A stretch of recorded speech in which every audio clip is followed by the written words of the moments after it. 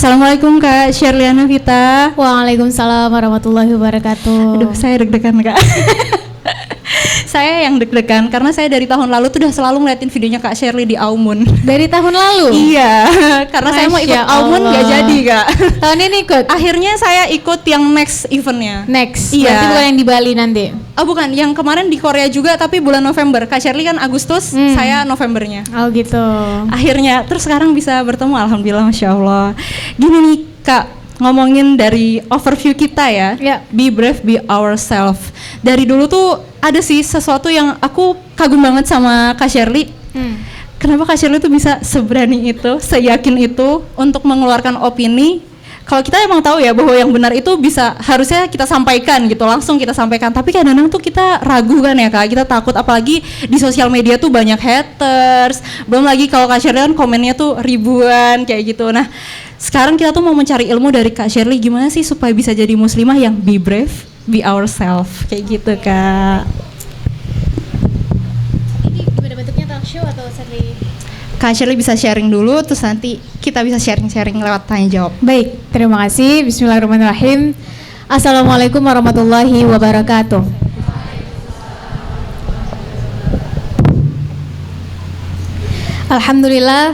Alhamdulillahirabbil alamin wa bihi nasta'in ala umuri dunya waddin wa ala alihi wa sahbihi ajmain, amma ba'du. Saya senang sekali bisa hadir di tengah-tengah muslimah yang insya Allah ini penghuni-penghuni surga nanti. Amin. Nanti kalau ternyata di sana nggak nemu temennya, tolong cari. Kalau nggak nemu Shirley, tolong cari juga ya. Siapa tahu nyangkut di mana, bisa diulurkan tangannya. Shirley senang sekali untuk kesekian kalinya hadir di Jogja. Kali ini nuansanya baru. Biasanya di universitas, sekarang di komunitas dakwah. Dan ini kali pertama Shirley datang ke Jogja untuk teman-teman komunitas dakwah di Yogyakarta. Semoga ini kali pertama, bukan kali terakhir. Nantinya kita akan banyak berkolaborasi karena akan banyak PR ke depan yang harus kita anak muda lakukan bersama-sama. Kota Yogyakarta selalu terkenal dengan kehangatannya. Hangat bukan saja cuacanya, tapi lingkungan dan orang-orangnya. Di sini ada yang orang Jogja asli, banyak ya. Yang merantau banyak juga, termasuk Shirley soalnya merantau dari Aceh. Ada yang orang Aceh? Satu. Ada lagi? Dua. Ya. Yang merantau berarti ini apa? Kuliah, kerja? Kuliah. Kalau begitu Shirley iri dengan teman-teman, karena sudah terbukti, sejarah sudah mencatat bahwa Yogyakarta ini sudah melahirkan banyak orang-orang hebat. Lingkungannya pun mendukung untuk itu, sampai anak muda banyak yang mengatakan bahwa ingin sekali punya gaji standar Jakarta tapi menghabiskannya di Jogja. Saking sandang pangan pun sangat terjangkau di sini. Jadi sangat mendukung untuk mahasiswa berproses, berdinamika. Wajar saja lahir orang-orang hebat. Kenapa saya bilang orang-orang hebat? Mari kita lihat catatan sejarah. Pertama, Pak Soeharto. Pak Soeharto kampungnya di mana? Ada yang tahu desa tempat Pak Soeharto lahir? Ada? Gak ada? Di mana? Iya, di Yogyakarta. Iya, desanya di Yogyakarta. Tadi disebut. Yang kedua, Ketua MPR Pak Amin Rais, salah satu tokoh Muhammadiyah dari Yogyakarta. Nggak cukup kita mainnya di tingkat lokal saja, karena ya sekarang pada akhirnya Pak Amin kembali ke sini. Gubernur Jawa Tengah Pak Ganjar, lulusan UGM di Yogyakarta. Kita geser sedikit, Gubernur DKI Jakarta Pak Anies lulusan UGM juga di Yogyakarta. Gak cukup di tingkat provinsi, kita naik ke tingkat nasional. Presiden kita yang mau tidak mau, suka tidak suka, Loh, hitam di atas putih kan memang seperti itu. Beliau juga lulusan UGM dari Jogja. Jadi Jogja ini punya sejarah kental sekali. Bukan hanya lahirnya Indonesia, tapi orang-orang hebat banyak dilahirkan dari sini. Maka saya pikir beruntung teman-teman berproses di sini, manfaatkan waktunya, manfaatkan masa mudanya. Jangan mau kuliah pulang saja. Serap semuanya. The more we learn, the more we earn, the more we return. Semakin banyak kita belajar, semakin banyak kita mendapat, semakin banyak nantinya kita memberi. Memberi bukan hanya tentang finansial, tapi bisa tentang ilmu, pengalaman, karya nyata, wawasan, dan lain-lain. Yang saya hormati panitia, teman-teman teras dakwah, juga teman-teman komunitas lainnya. Yang saya sayangi teman-teman yang sudah bersedia meluangkan waktunya untuk hadir di acara yang mulia ini. Bukan berarti kemudian ada sedikit gundukan di sini, ada kursi di sini dan Sally duduk di sini, berarti ilmu Sally lebih, enggak. Bukan berarti karena Sally duduk di depan lantas Sally punya pengalaman lebih, enggak. Bisa jadi teman-teman ilmunya lebih banyak, pengalamannya pun lebih luas. Maka izinkan forum yang singkat ini kita berbagi, kita sharing, kita diskusi. Mungkin di awal hanya pengantar sedikit saja dari Sally, kemudian mari kita diskusi tanya jawab. Boleh tanya apa saja kecuali satu, jodoh. Itu Sally wallahu alam saja, ikhtiarnya biar kembali ke masing-masing pribadi saja. Sally percaya ketika anak muda berkumpul membawa masalah, dia punya hal yang ingin diutarakan, yang dikeluh kesahkan, namun punya visi yang sama. Semoga keluar dari sini sudah punya ide-ide segar yang kreatif, inovatif, tapi tetap solutif untuk diimplementasikan. Kalau Sally punya buah apel, teman-teman juga punya buah apel, kita bertukaran apel.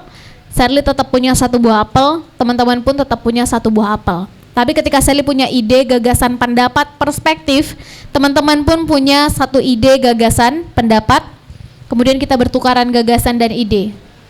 Maka Sally jadi punya dua pendapat, ide, gagasan, teman-teman pun sama, jadi punya dua. Maka mari jadikan forum ini forum bertukar pendapat, bertukar ide, sharing, diskusi. Mari sama-sama kita saling belajar di sini. Kata orang 1 jam ngomong, nanti yang diingat cuma 30 menit keluar dari sini.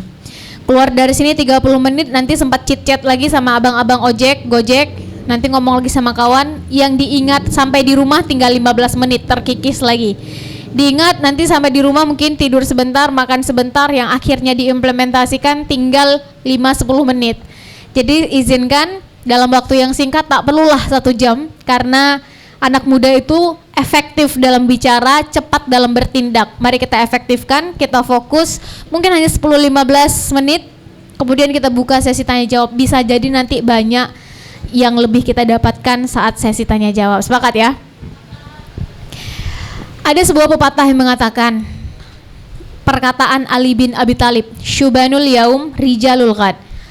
Pemuda hari ini adalah pemimpin di masa depan. Kalimat Ali bin Abi Thalib ini kemudian sering dipakai di dunia barat, youth today, leader tomorrow. Artinya sama, bahwa pemuda hari ini adalah pemimpin di masa depan. Mari sama-sama kita coba lihat ini sebagai sebuah kalimat yang besar. Jangan kita balikkan menjadi kalimat yang kecil maknanya. Pemuda hari ini menjadi pecundang di masa depan. Kenapa? Karena kita tak melakukan persiapan apapun untuk masa depan kita. The future belongs to those who prepare for it today. Masa depan hanya milik mereka yang mau mempersiapkannya hari ini. Pertanyaannya adalah, persiapan apa yang sudah kita lakukan hari ini? Apa yang membuat kita hari ini berbeda? Dari hari ini yang hadir, anggaplah ada berapa orang nih? 100, anggaplah 100 orang hari ini yang hadir. Apa yang membuat kita berbeda dari 100 orang yang di tempat lain, mungkin di kota Yogyakarta juga sedang berkumpul, sedang sharing, sedang diskusi, sedang sama-sama berikhtiar menuntut ilmu. Apa yang membuat 100 orang di sini berbeda dengan teman-teman muslimah se-Jawa Tengah lain yang saat ini juga sedang mencari mungkin ilmu, pengalaman, wawasan, atau mungkin sedang menaklukkan ego pribadi. 100 muslimah yang hadir di sini, apa yang membuat kita berbeda dengan teman-teman sepulau Jawa, muslimah sepulau Jawa yang hari ini juga sedang berusaha belajar skill-skill baru dalam hidupnya, berusaha menaklukkan hal-hal yang ia takutkan selama ini. 100 muslimah yang hadir di sini, apa yang membuat kita berbeda dari muslimah ratusan mungkin jutaan muslimah se-Indonesia? Karena manusia diciptakan selalu ada keunikannya, garis tangan tak ada yang sama. Maka mari sama-sama kita isi hidup kita, waktu kita dengan hal yang ingin kita maksimalkan. Pada akhirnya manusia hanya dibedakan pada 4 jenis manusia. Pertama adalah mereka yang pesimis melihat segala sesuatu. Beri mereka satu pertanyaan tentang masa depan, jawabannya selalu dimulai dengan kata, kapan mau lulus kuliah? Itu nanti sajalah. Itu mereka saja yang rajin datang kuliah, yang nilainya bagus-bagus. Saya pokoknya yang penting sekarang fokus saja dulu, apa yang saya kerjakan ini, itu urusan mereka-mereka lah. Mau lulus dengan IPK berapa? Sekarang saya udah bersyukur dengan begini. Urusan IPK nanti belakangan lah. Sesudah lulus nanti mau ngapain? Yang penting lulus dulu lah. Nanti urusan saya lulus mau ngapain, kerja di mana, urusan belakangan. Selalu melihat dari sudut pandang negatif. Tipikal manusia kedua adalah mereka yang selalu memulai jawaban atas pertanyaan tentang masa depan dengan kalimat awal, ya sudahlah. Gimana? Ya sudahlah. Mau nikah umur berapa? Ya sudahlah, nanti saja kalau ikhwannya sudah datang, sudah cocok baru menikah. Kapan mau mulai usaha sendiri? Ya sudahlah, nanti kalau sudah ada modal, sudah ada investor, nanti saya baru memulai. Kapan mau tidak lagi merepotkan orang tua? Ya sudahlah. Selalu hidupnya dipengaruhi apa kata orang, bukan ia yang mempengaruhi perkataan orang. Hidupnya selalu lahir dari narasi orang, bukan ia yang mempengaruhi narasi orang. 3 kata yang akan selalu menjadi tantangan baginya adalah apa kata orang. Sangat realistis. Tipikal manusia ketiga adalah mereka yang optimis. Berikan pertanyaan kepada mereka tentang masa depan, mereka akan selalu menjawab dari sudut pandang positif. Kita manusia punya akal, punya pikiran, diberi kesempatan mau melihat dari sudut pandang positif atau negatif, hitam ataupun putih.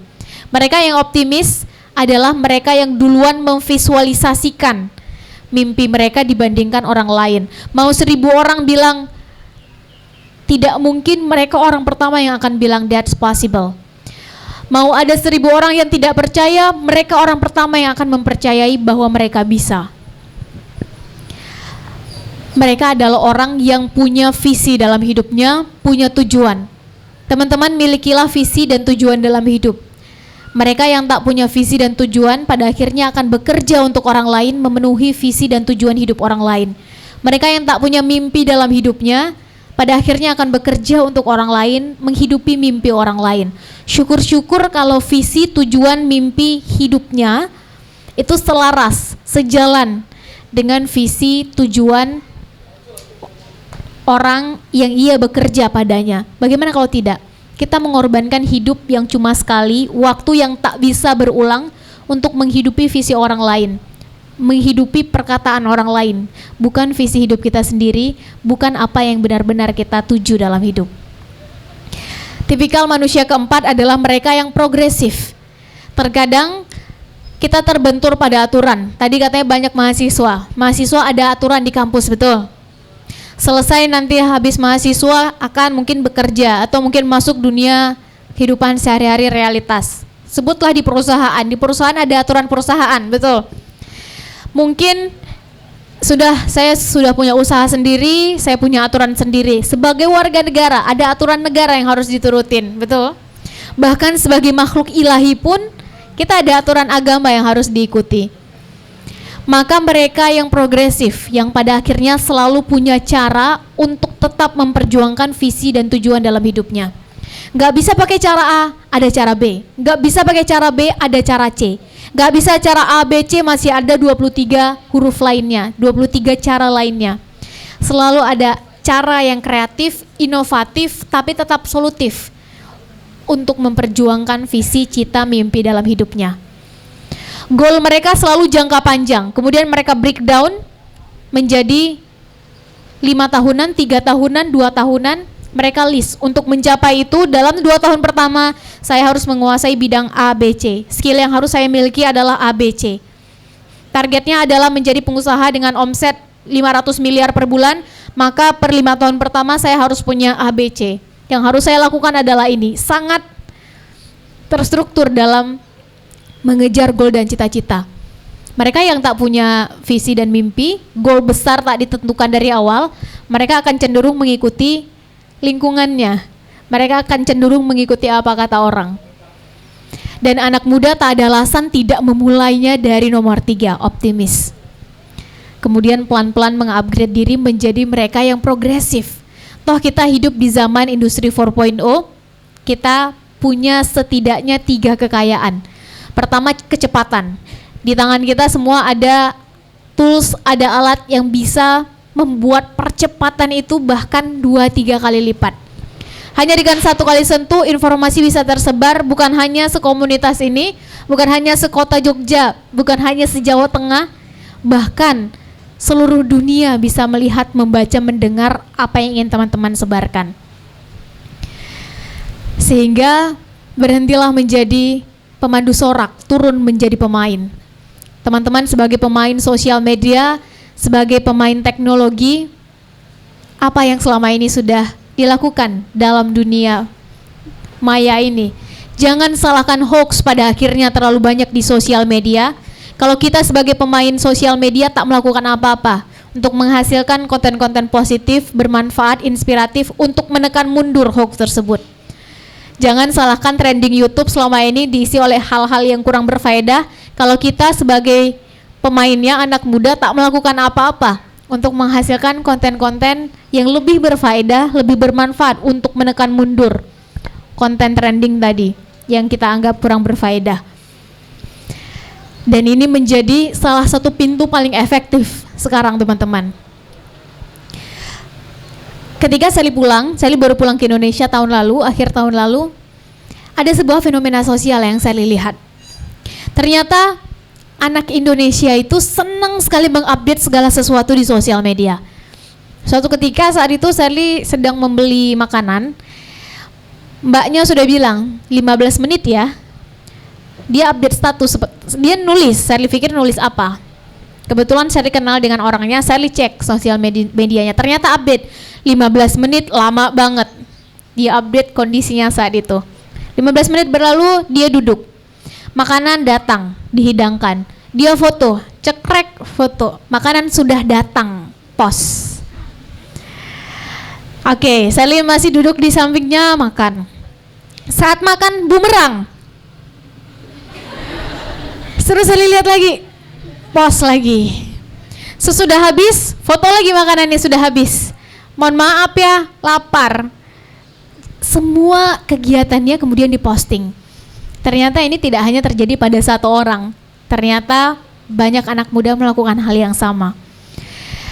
Sampai pada akhirnya, Sally coba cari-cari tahu sebetulnya apa yang tengah terjadi. Sebuah penelitian sosial menyebutkan bahwa Indonesia menurut data World Bank masuk dalam 3 besar pengguna paling aktif di dunia sosial media. Pertama kita pengguna aktif Facebook, kedua Twitter, ketiga Instagram sekarang mulai naik. Dan dalam penelitian sosial kedua menyebutkan dalam satu hari anak muda Indonesia menghabiskan waktu 8 jam per hari di sini. Mungkin bisa membaca e-book, mungkin bisa murotal, tapi ternyata dengan data 3 tadi bahwa kita adalah paling teraktif di sosial media, maka tak terbantahkan bahwa kita ternyata menghabiskan waktu berselancar di sosial media dengan teknologi tadi, dengan gadget tadi. Maka 8 jam dalam sehari sama dengan 1/3 waktu kita dihabiskan di situ. Pertanyaannya, apa yang kita lihat, apa yang kita dengar, apa yang kita tonton, apa yang kita baca? Maka pada akhirnya ini bukan lagi tentang kegiatan 1-2 orang, tapi kita semua harus turun, kita semua harus mengambil bagian, kita semua harus peka dan ikut terlibat aktif. Dan dalam menyikapi ini, Mari sama-sama kita menjadi baik versi kita dulu. Tak perlu membandingkan diri dengan orang lain. Wah, dia kan ya memang passionnya di situ, jadi udah bisa ngupdate status, ngupdate konten seperti itu setiap hari. Tak masalah, baik versi teman-teman. Mungkin tak harus di sosial media, bahkan dalam kehidupan sehari-hari. Be a good one. Ketika diberi kesempatan, tanggung jawab, amanah, jadilah yang terbaik versi teman-teman. Is a good one enough? That's not enough. Kita tadi sudah mencoba memetakan, sekarang di sini, detik ini, di tempat ini, ada 100 orang. Bagaimana dengan di tempat lain? Di kota Yogyakarta, yang sekarang ada muslimah yang juga sedang menuntut ilmu, sharing, diskusi. Bagaimana sepulau Jawa, ada berapa muslimahnya?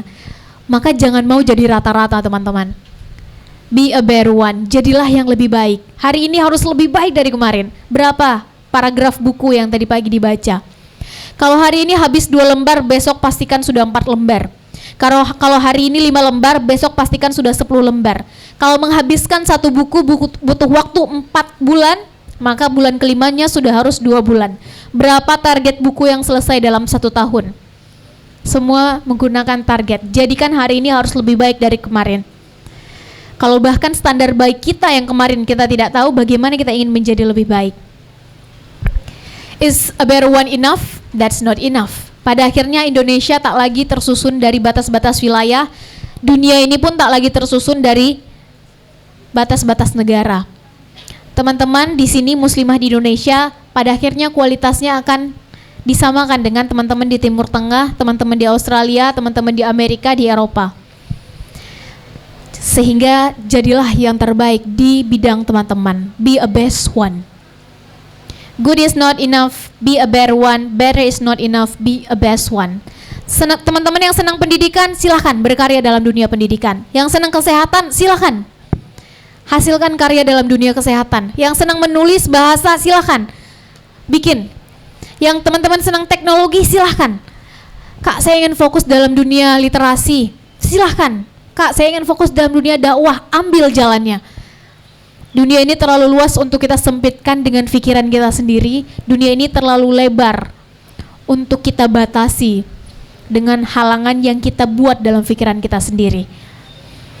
Jadilah yang terbaik di bidang teman-teman, maka teman-teman pada akhirnya akan muncul, unggul, berbeda sendiri. Dari rata-rata merah akan muncul yang biru. Dari rata-rata biru akan muncul yang kuning. Dari rata-rata kuning akan muncul nanti yang warna pink. Dan hanya mereka yang mau mengupgrade dirinya setiap hari yang akan jadi the best one. Is a best one enough? That's not enough.